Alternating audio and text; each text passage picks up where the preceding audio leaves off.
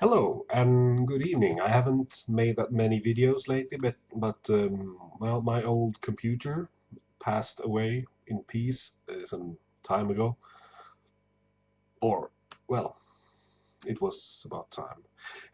So I got a new one now, and it's much more powerful than the one I had before, and also I have a better webcam now. I've tried it by uploading a couple of 78 RPMs on that on my Lenko up there, and well, I think it looks quite good. And especially the microphone here seems to be much better than in my old webcam.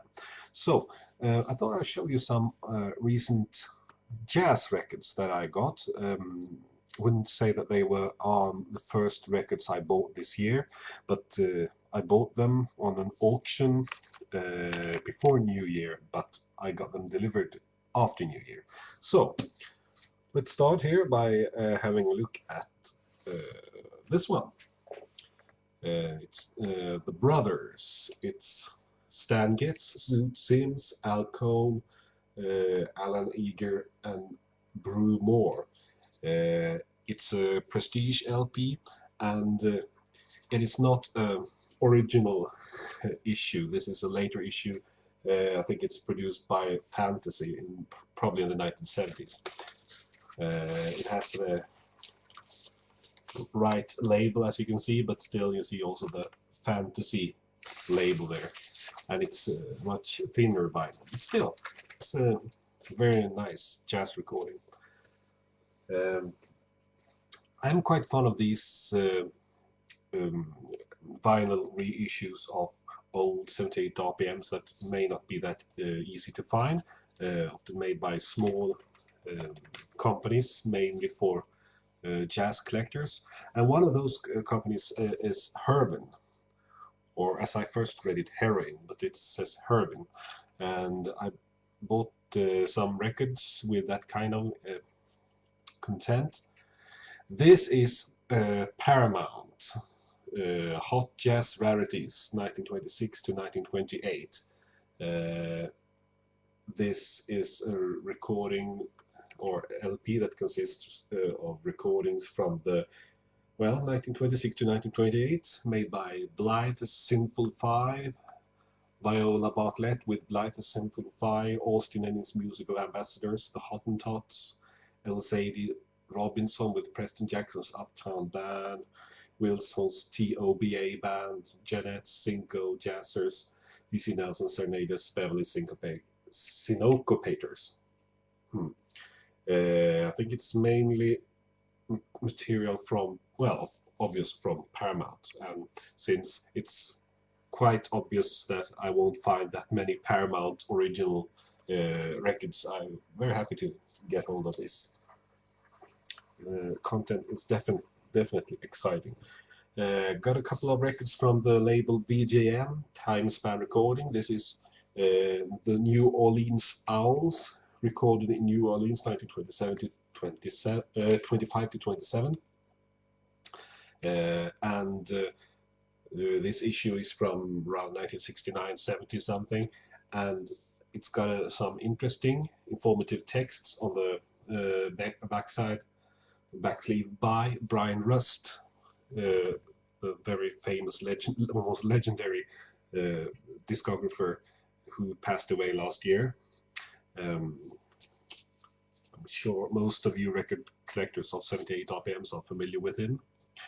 Then we have another prestige 70s fantasy pressing, Jamming in Hi-Fi with Gene Ammons. Very nice. Then we have an actual LP from the 1950s.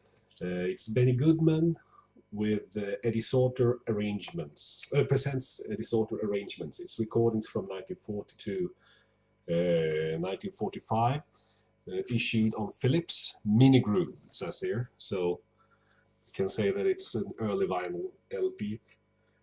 Dutch pressing. These were released by Columbia in United States, of course, but that was before the CBS label existed in Europe. So Philips pressed many of Columbia's recordings in Europe. And it's in very good condition, although somebody has fixed the sleeve with tape, sticky tape. But the actual record is very fine. Red label. We have another VJM. We got Doc Cook and his Dreamland Orchestra and 14 Doctors of Syncopation, Johnny Dunn and his band with Jelly Roll Morton. From 1970 is this issue.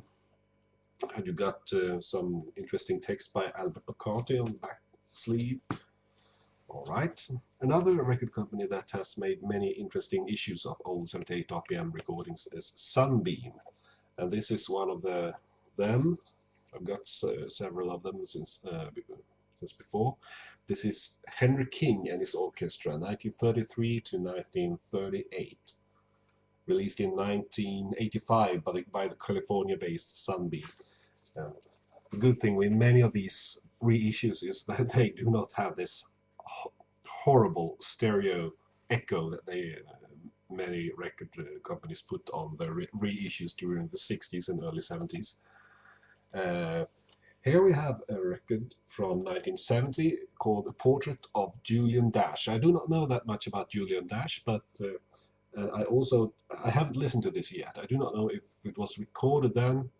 I'm not sure, because I think Julian Dash died a bit earlier. Well, it may be older recordings, but certainly not from the 78 RPM era, since I see the timings of the recordings are 5 minutes, 7:46, 6:18. So, well, forward to listen to that later.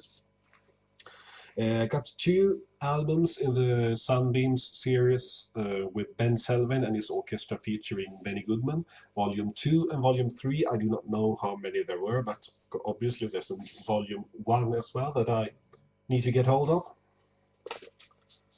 Yeah, that's about the records that I won on the auction. Then the other day I went to my usual charity shop and I found well, some interesting records, and I'm going to show you 2 of them, the 2 jazzy records I found. First of all, we have Andy Kirk and his 12 Clouds, live session 1937, Trianon Ballroom, Cleveland, never before on record, released by Musidisc, who sometimes, well, put some stereo on their records, but not on this one, I think. So, good jazz. Well, now over to the well, it's not really jazz, but it's more, well, I mean, who hasn't heard of Glenn Miller? And I have to say, I found something today. I'm not a big collector of Glenn Miller, although I like Glenn Miller. I like the arrangements, the songs. They are very, very popular. And you can easily find original issues on 78 RPMs without any problems, not to mention all these reissues on vinyl and, well, in some cases also CD. Some of the vinyl reissues by RCA have the re-channeled stereo effect that we do not like. But I found this thing that I'm going to show you now. For the very first time, 50 never before released original performances by Glenn Miller and his orchestra. This is a record album consisting of 3 LPs on RCA from 1959, I think. But I'm going to show you. It looks quite different. It looks more like a photo album, and this painting is wonderful. And check the back second. If I turn it around, isn't this beautiful? And I'm going to show you here, if I can. It's got like a little book here with an interesting text by Richard Gaiman, or J-Man, or I don't know how to pronounce that name. But look here also, these wonderful paintings. I mean, these are very beautiful, very well made. This was a luxury item, obviously, when it was released. Oh, here we have another one. Oh, look at that. I mean, You could actually put these in frames and call them art. And this one too, have a look at this.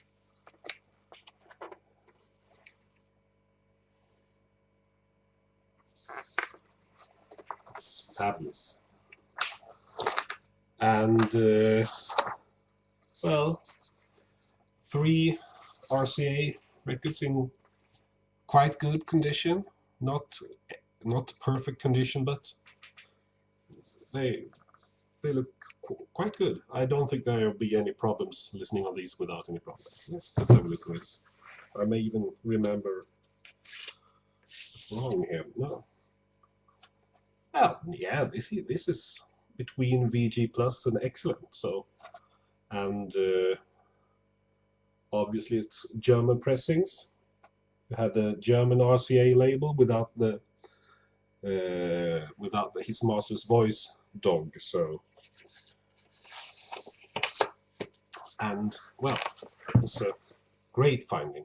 I didn't expect to find this at the local charity shop, but sometimes you have some great findings. So this was a beautiful album, and I'm sure the music is very good as well.